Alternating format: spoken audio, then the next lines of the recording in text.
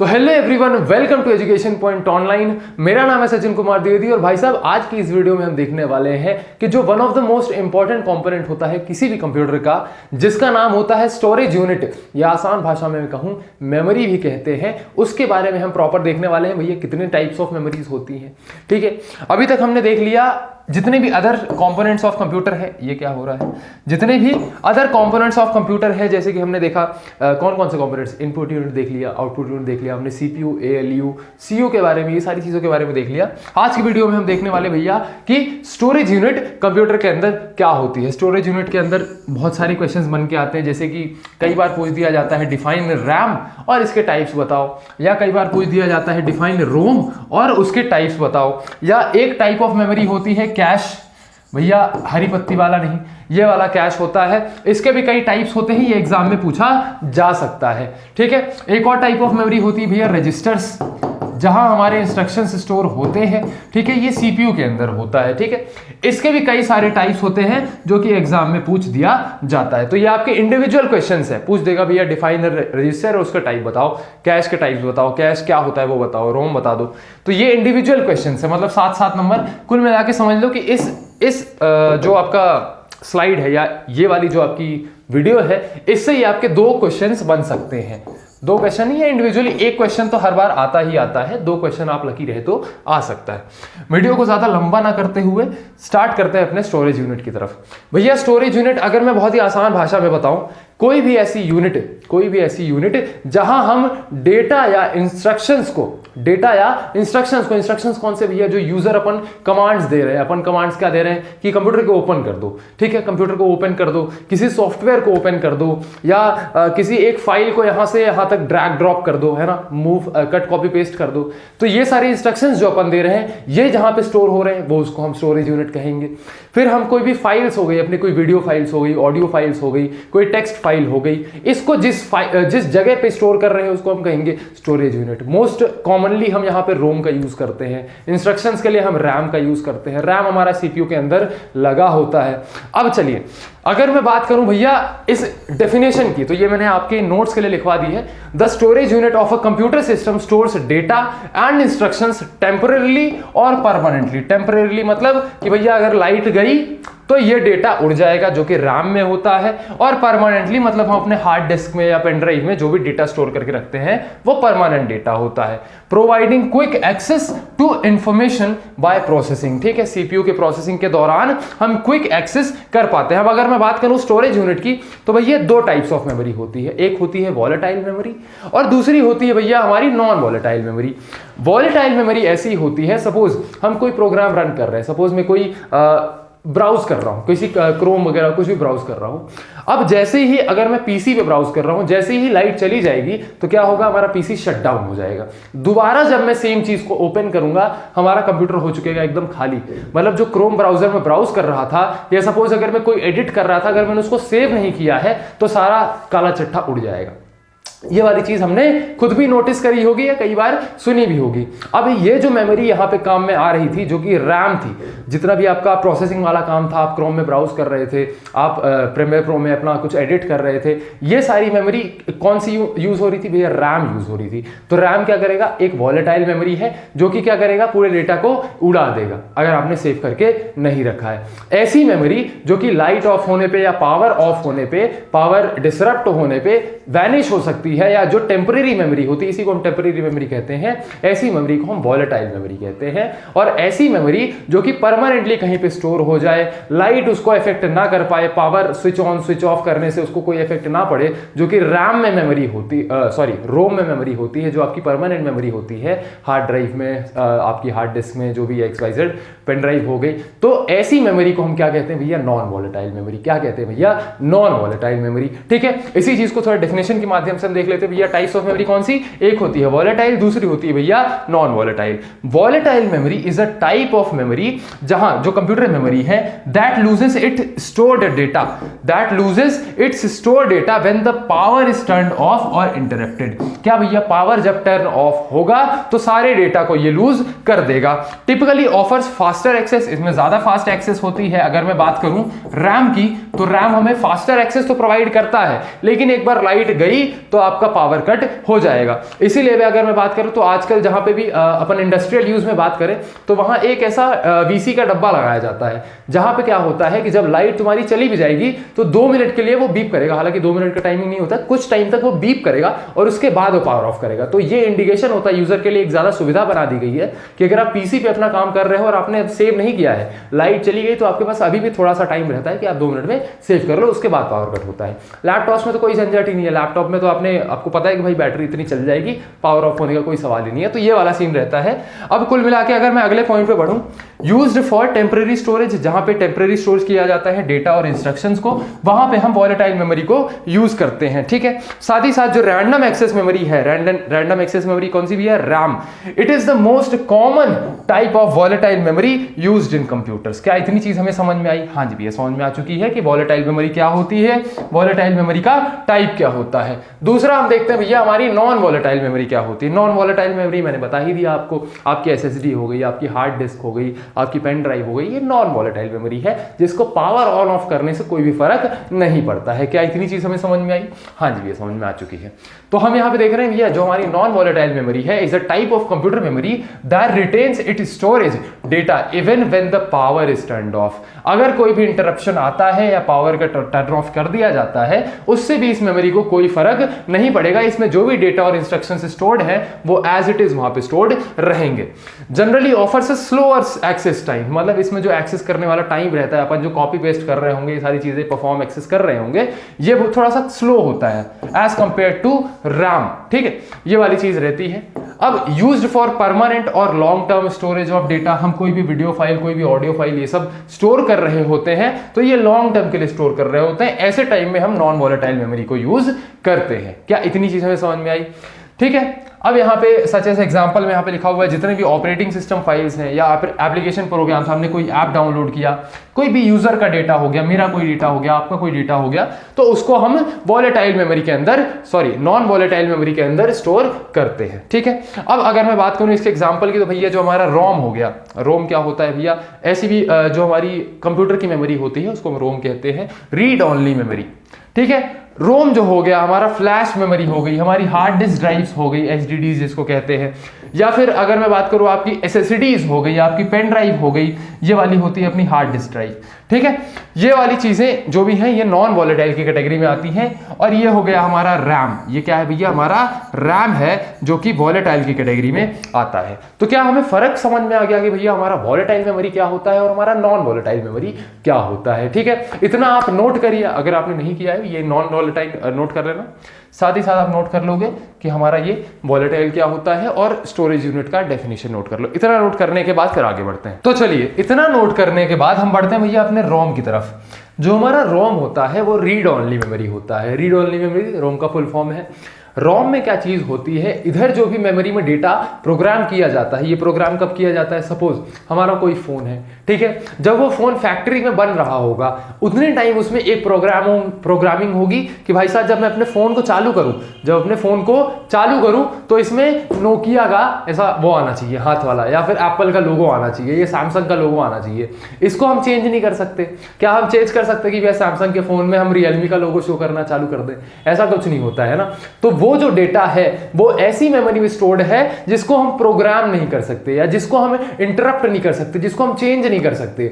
ऐसी मेमोरी को हम कहते हैं भैया रीड ओनली मेमोरी, कि जो यूजर है सिर्फ उसको रीड कर पाएगा, उसको एडिट नहीं कर पाएगा। एक ऐसी मेमोरी जिसमें हम कुछ डिलीट या कुछ एक्सट्रैक्ट नहीं कर सकते, सिर्फ हम उसको देख सकते हैं कि हाँ भाई कुछ ऐसा यहाँ पे पड़ा हुआ है। अब इसके कुछ एग्जांपल्स होते हैं भैया, जो आपके प्री इंस्टॉल्ड एप्स होते हैं, आप अपने मोबाइल फोन खोला, बहुत सारे आपको प्री इंस्टॉल्ड एप्स मिल जाएंगे जिसको आप डिलीट नहीं कर सकते।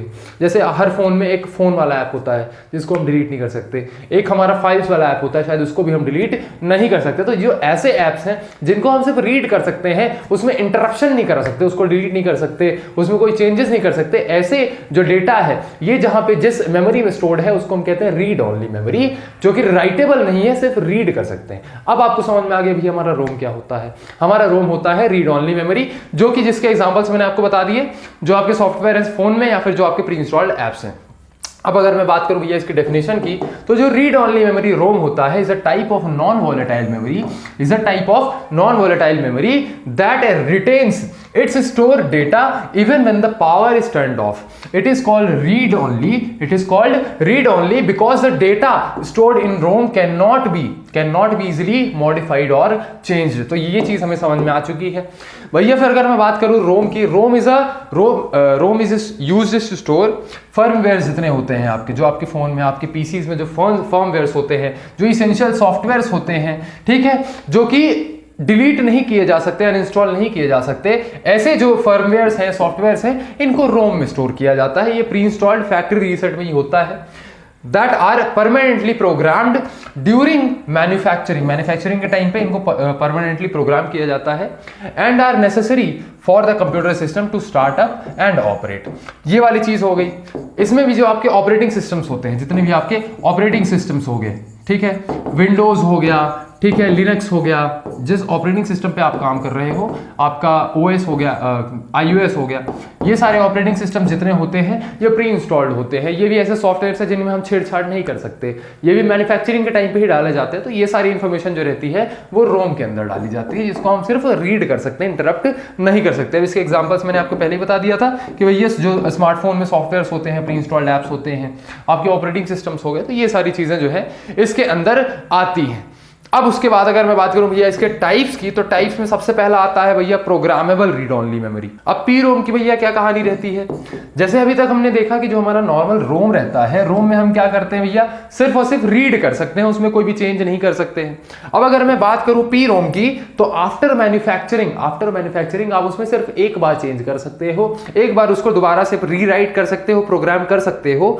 ऐसी जो मेमोरी है, ऐसी जो रोम है, उसे हम प्रोग्रामेबल रीड ओनली मेमोरी कहते हैं, जिसे हम पी रोम भी कहते हैं। ये एक टाइप ऑफ रोम है, इसको थोड़ा सा याद रखना, क्योंकि जब एग्जाम में पूछा जाता है कि भैया रोम बताओ, उसके टाइप्स बताओ, तो ये हमें लिखना पड़ता है। और ये जो कंटेंट है यार स्लाइड्स में शायद इतना ज्यादा एडजस्ट नहीं हो पा रहा है, लेकिन थोड़ा हम अपना दिमाग लगाने की कोशिश करेंगे और इसमें ज्यादा इलैबोरेट करने की कोशिश करेंगे, बट विद प्रॉपर पॉइंट, जैसे मैंने बुलेट पॉइंट्स बनाए हैं ना, इस तरीके से हम एग्जाम में लिख रहे होंगे, ठीक है। वंस प्रोग्राम्ड, ये जो पी रोम है, PROM is a type of ROM that can be programmed और return to only once after manufacturing, ठीक है। Once programmed the data stored in PROM can not be changed. और ये जो P ROM होता है, ये ऐसे जगहों पे सुटेबल नहीं है जहां पे फ्रीक्वेंट चेंजेस हमें करने पड़ सकते हैं, क्योंकि अगर हमें पता है कि हम सिर्फ एक बार प्रोग्राम कर सकते हैं, उसको दोबारा चेंज नहीं कर सकते हैं, तो ऐसी जगह पे हम यूज नहीं करेंगे जहां बार बार उसको किसी भी डेटा को चेंज करना पड़े, ठीक। यही सेम चीज यहां पे लिखी हुई है, once programmed the data can not be modified और erased, making PROM unsuitable for applications that require frequent updates और चेंजेस। क्या इतनी चीज हमें समझ में आई?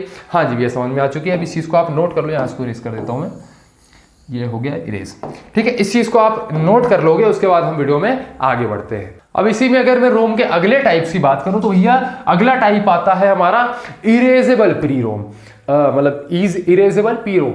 इसका मतलब क्या है कि भैया जो आपका ऑलरेडी पी रोम होता था, जो आपका प्रोग्रामेबल रीड ओनली मेमोरी है, उसे में हमने इरेजेबल का फीचर भी लगा दिया। अभी तक हम क्या करते थे, सिर्फ और सिर्फ अपन उसको एक बार प्रोग्राम कर सकते थे, उसको दोबारा चेंज नहीं कर सकते थे। अब अपन उसको इरेज करके और दोबारा उसमें रीराइट जो भी कंटेंट है वो भी कर सकते हैं। ये किस तरीके से होता है भैया, वो क्या होता है कि जैसे जो भी मेमोरी है, जो भी आपका ईपी रोम है, ईपी रोम में क्या होता है, जो ये ऊपर वाली लेयर होती है, ये क्वार्ट्ज ग्लास से बनाई जाती है। किससे बनाई जाती है भैया?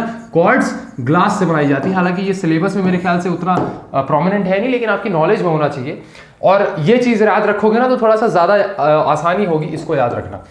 तो ये ऊपर जो क्वार्ट्ज ग्लास होता है, इससे ही हम यूवी लाइट को पास कराते हैं, यूवी लाइट को पास कराते हैं, जिससे हम क्या करते हैं, जो भी डेटा इसमें लिखा हुआ है उसको इरेज करते हैं और उसमें रीराइट का ऑपरेशन परफॉर्म करते हैं। सेम चीज यहां पे लिखी हुई है भैया, जो हमारा erasable programmable read only memory है, जिसको हम ईपी रोम कहते हैं। EPROM is a type of ROM that can be erased and reprogrammed multiple times using ultraviolet rays. क्या भैया? यूवी रेज को यूज करके बार बार उसको इरेज करके और रीप्रोग्राम किया जा सकता है, ठीक है। EPROM chips have a small quartz window, ऊपर एक क्वार्ट्ज विंडो लगी रहती है on the top, that allows UV light to penetrate and erase the stored data, ठीक है। यूवी लाइट हमारी पेनिट्रेट होती है और जो भी स्टोर्ड डेटा है उसको इरेज करती है। After eraser the chip can be reprogrammed with new data. क्या इतनी चीज हमें समझ में आई? हाँ जी भैया समझ में आ चुकी है। अब इसी प्रोसेस को, ये जो इरेजेबल वाला हिसाब किताब था, हमने इरेज किया और रीप्रोग्राम किया, इसी को electrically without the use of UV rays अगर किया जाए तो ऐसी मेमोरी को हम क्या कह देंगे भैया? Electrically erasable programmable read only memory, जो कि डबल EEPROM हो जाएगा। ये टाइप्स आपको याद रखने, थोड़ा सा डॉट्स को कनेक्ट करके रखोगे ना तो थोड़ा सा जल्दी याद हो जाएगा। और एग्जाम में बस छोटे छोटे नोट्स होता ना, फर्रे मत बना के जा रहा है, मैं उसको ये नहीं बोल रहा हूँ, अपने कॉपी में छोटे छोटे नोट्स लिख लेना भैया। क्या एक प्रोसेस है, मैंने सबसे पहले क्या बताया भैया, मैंने रोम बताया, रोम को एरो करके PROM कर लोगे, फिर EPROM कर लोगे, फिर डबल EPROM कर लोगे, तो थोड़ा सा याद रहेगा, स्ट्रक्चराइज हो जाएगा। अब अगर मैं बात करूं डबल EPROM की, double EPROM is a type of ROM that can be erased and reprogrammed electrically without the need of UV light. ठीक है, यहां पे बस UV लाइट यूज होती है, यहां UV लाइट नहीं यूज होती है। Double EPROM chips can be erased and reprogrammed while remaining installed in the computer system. क्या भैया, जो हमारे ऑपरेटिंग सिस्टम्स होते हैं ये शायद कहीं ना कहीं डबल EPROM में ही आते हैं, जिनमें क्या होता है हमारे सॉफ्टवेयर अपडेट्स आ रहे होते हैं, हमारे फर्मवेयर अपडेट्स आ रहे होते हैं। तो ये क्या होता है, while they are installed in your phone, mobile phone जो भी है, जो कंपनी है वो क्या करती है कि वहां से चेंजेस करती है और यहीं पे आपके फोन में ही अपडेट्स कर देती है ना। तो ये वाली चीज यहाँ पे आती है यूज में, making them more convenient for updating firmwares and storing configuration data. ये वाली चीज आप नोट कर लो, ठीक है, ये वाली चीज आप नोट कर लो। अगर पिछले वाली नहीं की है तो उसको भी नोट कर लेना यार, ठीक है, ये वाली चीजें नोट कर लो। अब अगर मैं वीडियो में आगे बढ़ूं, तो भैया अगला क्या है, अगला है हमारा भैया फ्लैश मेमोरी। जो हमारी फ्लैश मेमोरी होती है, फ्लैश मेमोरी का क्या हिसाब किताब रहता है भैया, जो हमारा डबल EPROM होता है, जो हमारा डबल EPROM होता है, इसको ओनली वंस EPROM, इसमें जितने भी ब्लॉक्स होते हैं उनको वन एट अ टाइम, मतलब एक बार में हम सिर्फ एक ब्लॉक में चेंजेस परफॉर्म कर सकते हैं, इलेक्ट्रिकली उसको इरेज करके रिप्रोग्राम कर सकते हैं। लेकिन फ्लैश मेमोरी है ये एक टाइप ऑफ EPROM है। क्या है भैया, एक टाइप ऑफ EPROM है जहां हम एक से ज्यादा ब्लॉक्स को, मल्टीपल ब्लॉक्स को साइमल्टेनियसली रीड एंड राइट कर सकते हैं। क्या कर सकते हैं भैया, साइमल्टेनियसली हम एक से ज्यादा जो ब्लॉक्स है उनको इरेज करके और उसमें राइटिंग या प्रोग्रामिंग परफॉर्म कर सकते हैं। ठीक है, यही सेम चीज यहाँ पे लिखी हुई है। जो फ्लैश मेमोरी है, flash memory is a type of double EPROM that allows multiple memory cells to be erased or programmed simultaneously in blocks। ठीक है, तो ये वाली चीज हमें समझ में आ गई। एप्लीकेशंस कहाँ है भैया, जो हमारे रोम है, रोम एट्स वेरिएंट्स जो भी है वो कहाँ पे यूज होते हैं, are used in various electronic devices, जैसे कि हमारा फोन हो गया, स्मार्टफोन, टैबलेट, ठीक है, जो हमारे कंप्यूटर सिस्टम्स होते हैं, सिस्टम्स में होता है, ठीक है, जो हमारे कंज्यूमर इलेक्ट्रॉनिक्स होते हैं, जैसे आपके वॉचेस हो गई, ये सारी चीजें, यहाँ पे ये सारी चीजें होती हैं। ये क्यों यूज होती है भैया, फर्मवेयर, सॉफ्टवेयर, डेटा, ये सबको यूज करने में, या मैं कहूँ कि स्टोर करने में आता है। यहीं पे मैंने एक चार्ट यहाँ पे डाला हुआ है, आप चाहो तो इसको बना सकते हो। टाइप्स ऑफ मेमोरी है, टाइप्स ऑफ मेमोरी दो टाइप की होती है भैया, एक हमारा रैम हो गया, दूसरी हमारी रोम हो गया। रोम में क्या भैया, हमारा PROM आता है, EPROM आता है, डबल EPROM आता है, और रैम में हमारा SRAM और DRAM आता है। हालांकि ये रैम वाले क्वेश्चन ज्यादा उतने आते नहीं है, मेनली आपके रोम वाले क्वेश्चन ही पूछे जाते हैं। तो रैम में मैं उतना ज्यादा फोकस नहीं कर रहा हूँ, क्योंकि हमारे पास अभी कैश मेमोरी और रजिस्टर पढ़ना ज्यादा इंपॉर्टेंट है। रैम उतना ज्यादा प्रोमिनेंटली नहीं पूछा जाता है, फिर भी मैं आपको इनफ कंटेंट दे दूंगा कि आप नोट्स बना लो। और अगर एग्जाम में आपको ऐसा लगता है कि नहीं भैया हमें रैम में पढ़ के जाना है, तो आप थोड़ा सा इसको होमवर्क में रख सकते हैं। ठीक है, अब इतना देखने के बाद हम अपने वीडियो में आगे बढ़ते हैं। हमें दिख जाता है भैया हमारा रैम। क्या दिख जाता है भैया, हमारा रैम। रैम का मतलब क्या है भैया, हमारी रैंडम एक्सेस मेमोरी। क्या है भैया, हमारी रैंडम एक्सेस मेमोरी। अब भैया रैम की क्या खासियत है, जो हमारा रैम होता है वो एक वॉलेटाइल मेमोरी होता है। ये खासियत तो नहीं हुई है, हाँ जी, ये खासियत नहीं है।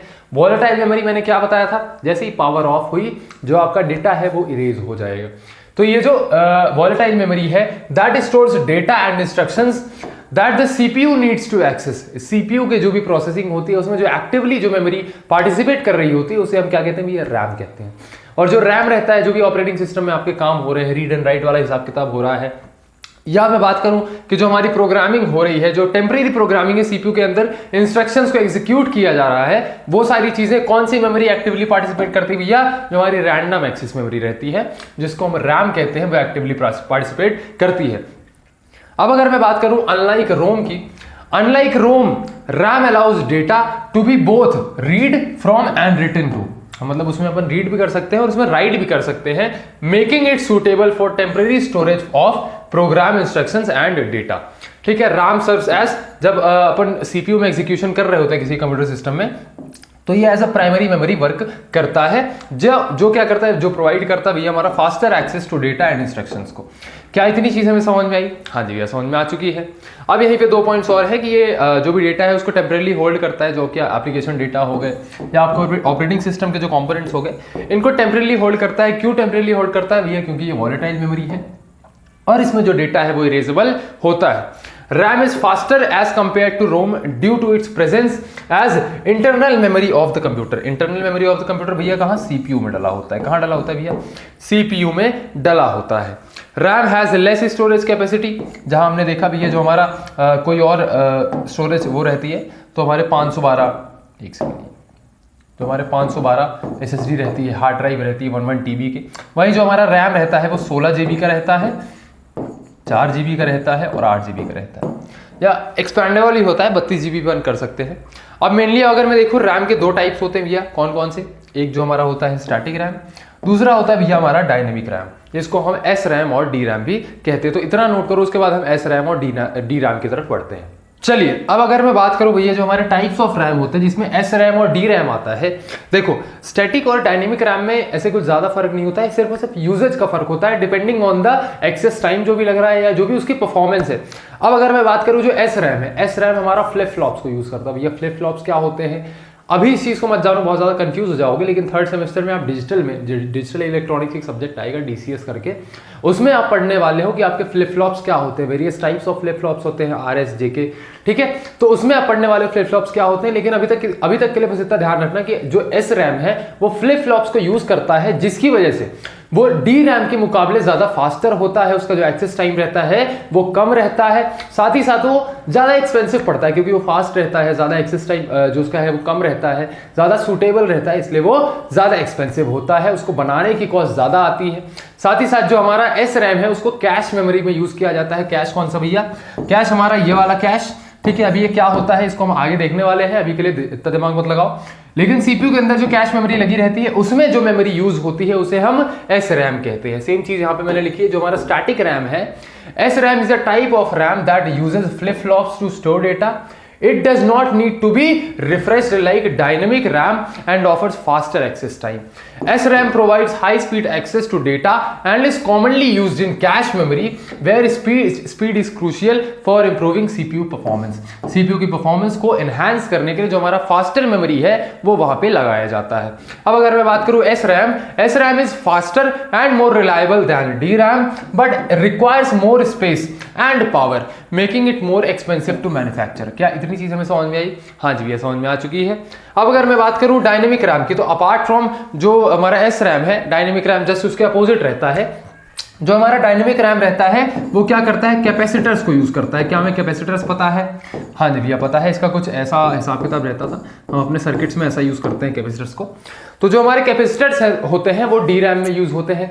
अब भैया इसकी मदद से क्या होता है, जो हमारा DRAM रहता है वो थोड़ा सा स्लोअर होता है. क्या कहते हैं उसमें, जो हमारा एक्सेस टाइम रहता है वो थोड़ा सा ज्यादा होता है, इसलिए उसको मेन मेमोरी में यूज किया जाता है. जो आपके RAM लगते हैं ना, जो आपके 16 GB या 8 GB 32 GB के जो RAM लगते हैं वो एक्चुअल में DRAM ही होते हैं. ठीक है, तो इतनी चीजें हमें समझ में आई कि भैया ये स्लो होता है, ज्यादा इसमें टाइम लगता है, पावर आउटपुट कम लगनी होती है और इसमें मेन मेमोरी में यूज होता है. DRAM is a type of RAM that stores data using capacitors which require periodic refreshing to maintain data integrity. ठीक है, DRAM offers higher storage densities and lower cost compared to SRAM but has slower access time and requires more frequent refreshing. ये चीजें मैंने आपको अभी just बताई है.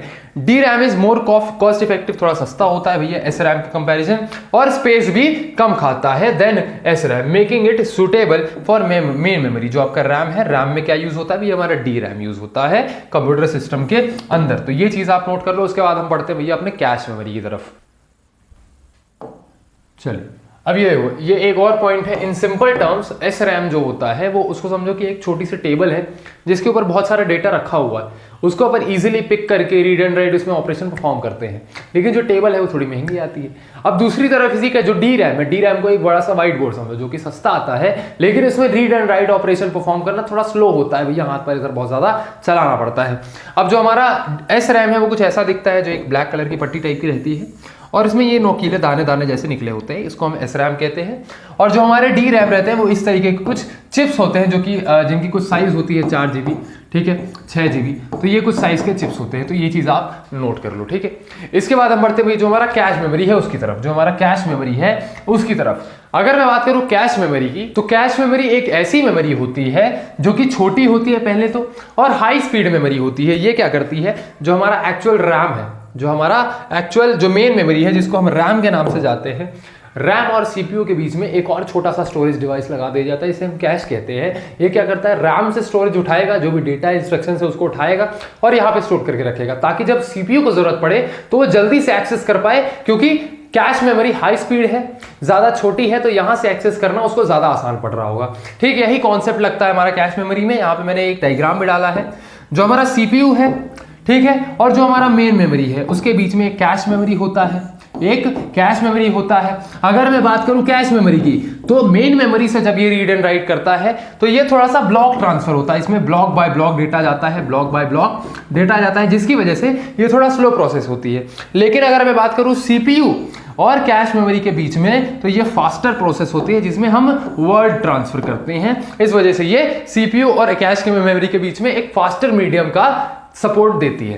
Cache memory is a small high speed memory located between the CPU and main memory, जिसे हम RAM के नाम से जानते हैं।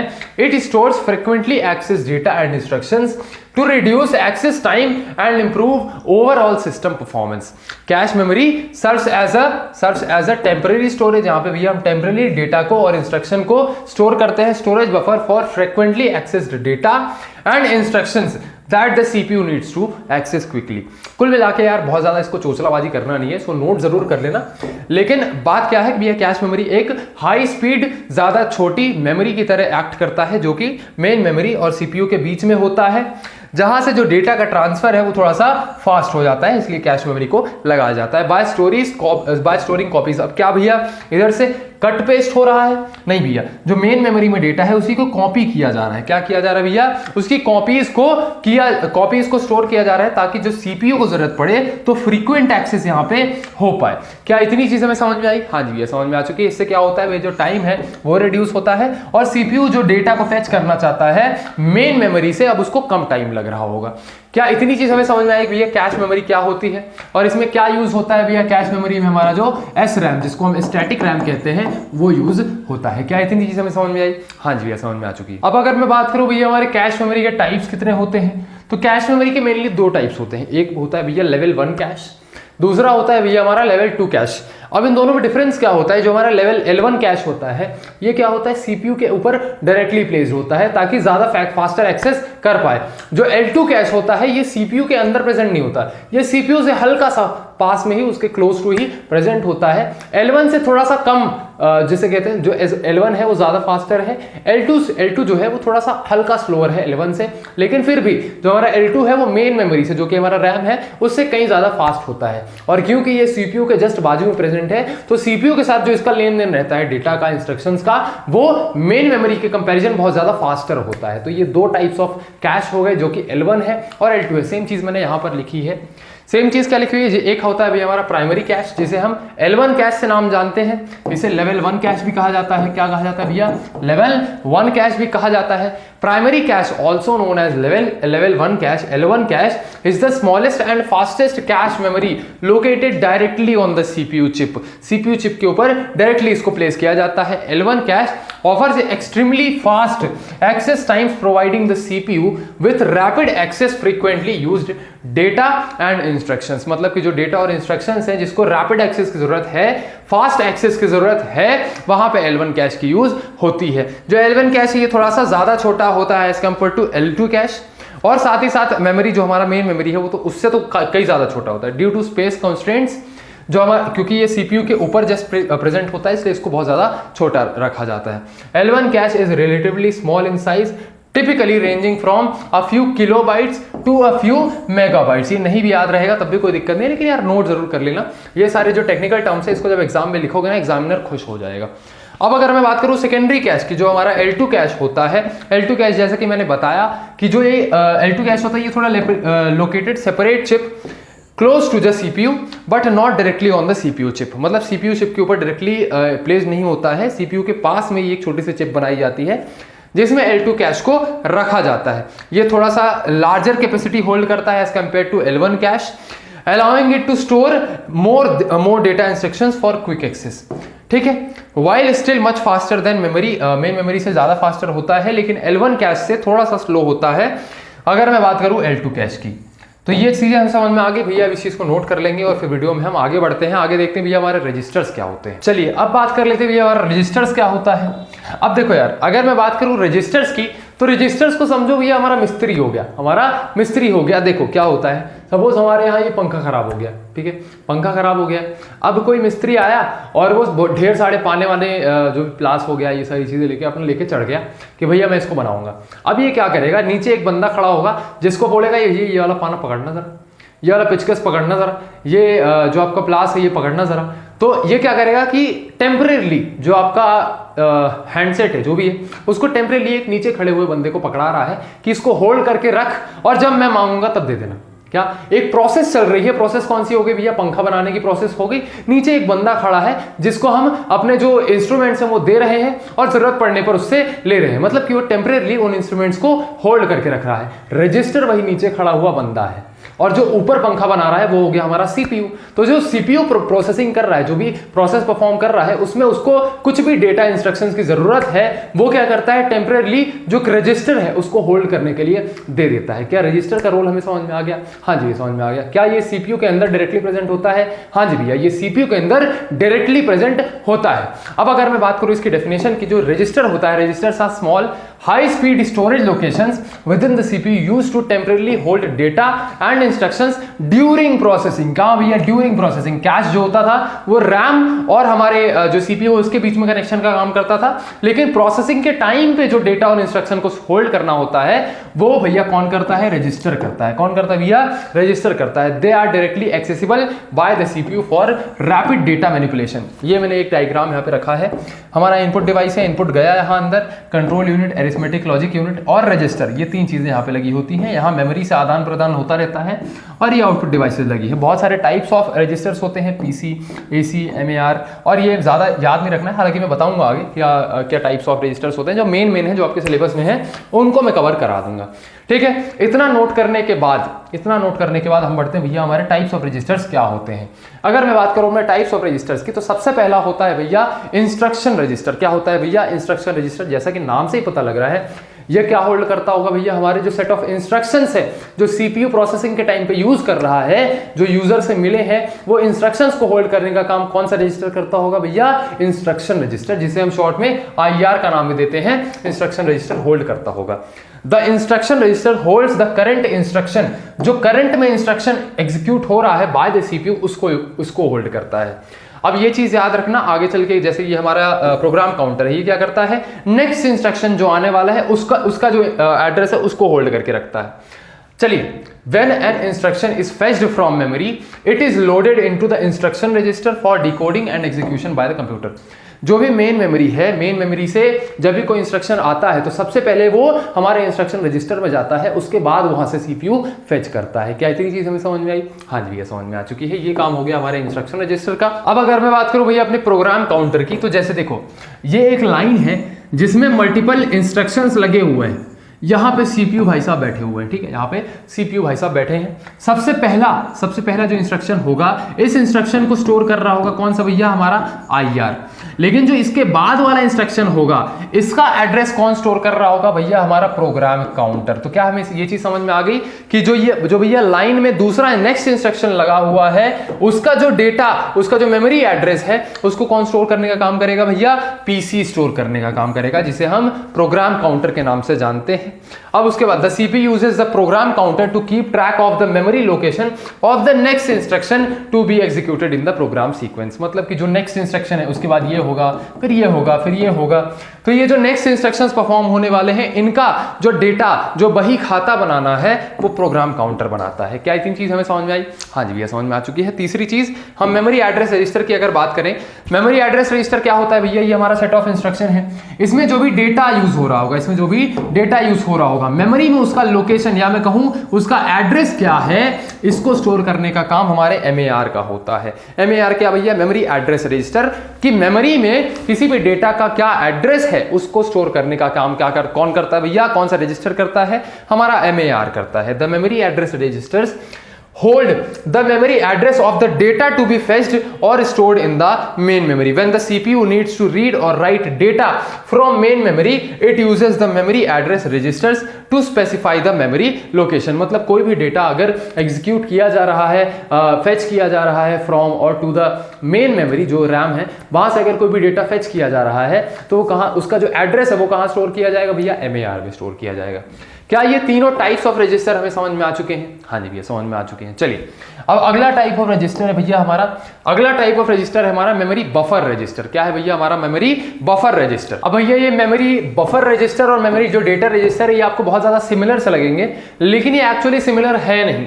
जो आपका मेमोरी बफर रजिस्टर रहता है, सपोज जो हमारी मेन मैं कहूँ CPU हो गया, ठीक है, यहाँ पे जो भी ऑपरेशन प्रोसेसिंग परफॉर्म हो रही है, इनके बीच में एक इमीडिएटरी का मतलब मैं कहूं कि यहां से एक स्टेप का काम करता है क्या? हमारा मेमोरी बफर रजिस्टर, ठीक है। एक स्टेप का काम होता है कि जो भी यहां से डेटा होगा यहां से पास होके जाएगा। क्या होगा भैया? पास होके जाएगा, स्टोर नहीं किया जाएगा, पास होके जा रहा होगा।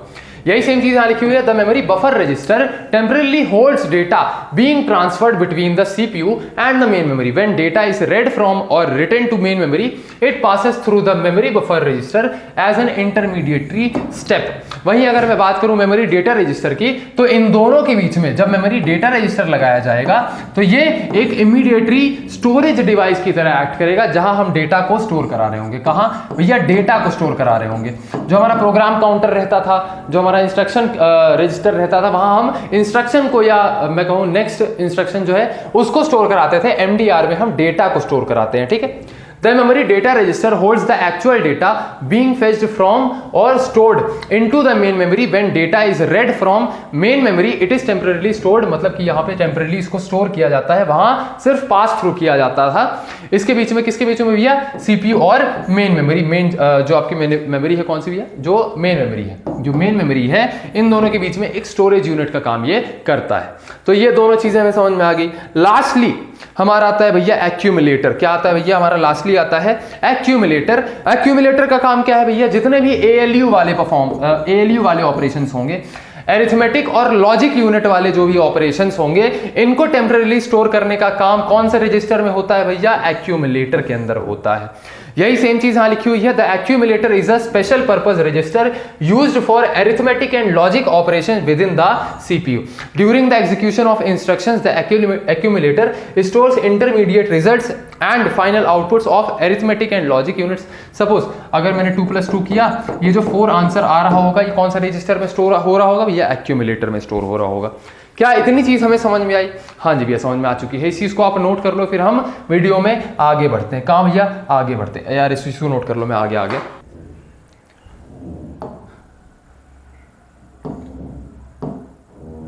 तो चलिए, इतना देखने के बाद मुझे पता है वीडियो बहुत ज्यादा लंबी हो गई है, लेकिन ये BCE के फर्स्ट चैप्टर की one of the most important video में से एक है, जिसमें मैंने सारी चीजें कवर करी है। रजिस्टर क्या होता है, टाइप्स ऑफ रजिस्टर क्या होते हैं, कैश मेमोरी, रैम रोम, सब कुछ कवर किया है। यहां से आपकी अगर किस्मत रही तो भैया आप 14 नंबर बना के जाओगे, और बेयर मिनिमम 7 नंबर का क्वेश्चन हर साल इसमें से पूछा ही जाता है।